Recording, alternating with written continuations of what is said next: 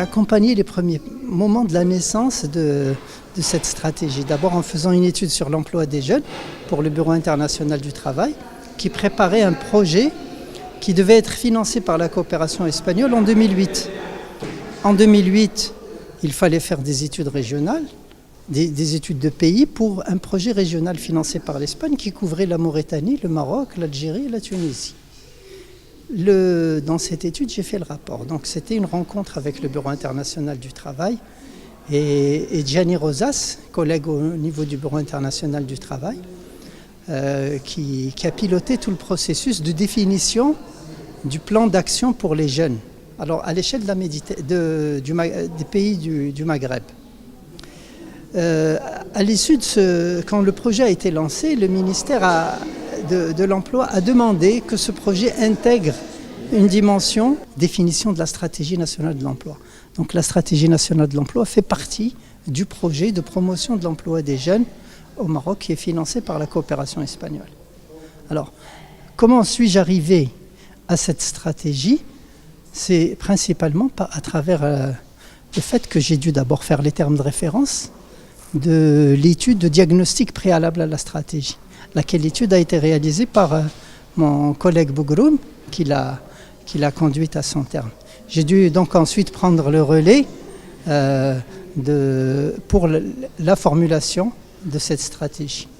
Donc aujourd'hui, cette stratégie, on essaye de la formuler à travers les contributions des partenaires sociaux, les départements publics, les partenaires sociaux, les syndicats, la CGEM, les chambres professionnelles, la chambre d'agriculture, les chambres de commerce, d'industrie et de services et autres.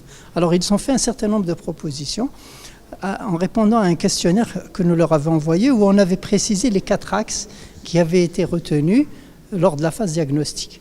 Alors les axes thématiques de réflexion sur lesquels on a demandé des propositions concernent d'abord la valorisation du capital humain, ensuite les politiques macroéconomiques et sectorielles nécessaires pour la promotion de l'emploi, les programmes actifs du marché du travail et l'intermédiation du marché du travail, donc les programmes actifs de l'emploi et l'intermédiation du marché du travail, la territorialisation de la politique de l'emploi et l'institutionnalisation de la stratégie nationale de l'emploi.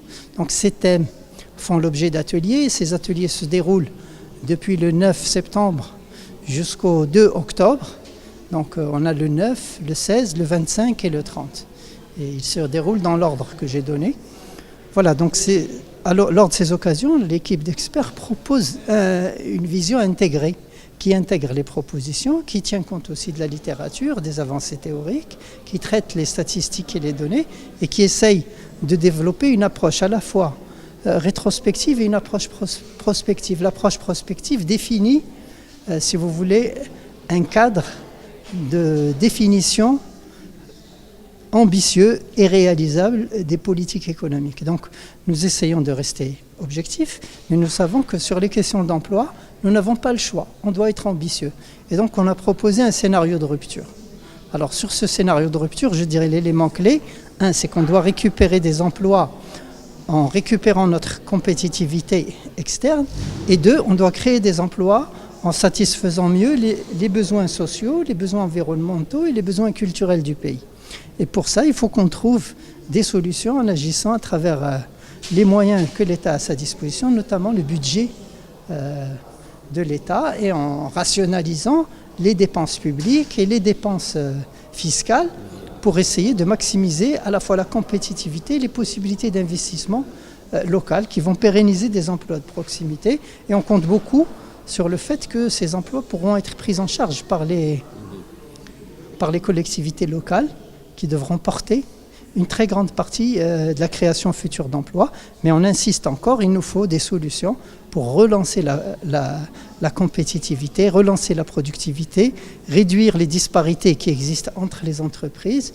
Et cette réduction des disparités passe par des gains de productivité qui homogénéisent les écarts de productivité entre les unités de production au sein des secteurs mais aussi entre les secteurs. On ne veut plus avoir un secteur du bâtiment où la productivité est à la traîne, ou un secteur de l'agriculture où la productivité est à la traîne. Donc notre objectif, c'est de réussir à proposer un projet d'homogénéisation des gains de productivité et de remise à niveau des secteurs retardataires et des entreprises retardataires. Et c'est comme ça qu'on pense qu'il y a moyen de réduire l'informalisation de l'économie et de le faire en douceur, de manière réaliste, sans gêner personne. Alors, la redéfinition du système de formation et son articulation au marché du travail, notamment le développement de la formation continue et l'apprentissage, nous semble être une voie tout à fait fondamentale et centrale.